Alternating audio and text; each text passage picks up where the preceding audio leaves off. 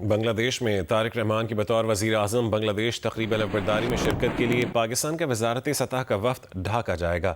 Jio news کے نمائندے اعزاز سید سے تفصیل جانتے ہیں۔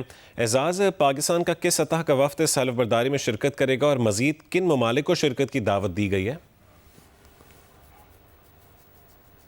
جی، جس طرح کہ آپ کو پتا ہے کہ 17 فروری کو بنگلہ دیش کی پارلیمنٹ اس کے اراکین و منتخب اراکین اپنا حلف اٹھائیں گے۔ اس حلف کی تقریب میں شرکت کے لیے پروفیسر محمد یونس نے نئی خصوصی طور پر مختلف ممالک کو دعوت دی ہے، جس میں چین، سعودی عرب، بھارت، پاکستان، ترکیہ اور متحدہ عرب امارات بھی شامل ہے۔ پاکستان کو خصوصی طور پر جو دعوت دی گئی ہے۔ ٹھیک ہے، اعزاز سید سے ہمارا رابطہ منقطع ہو گیا ہے۔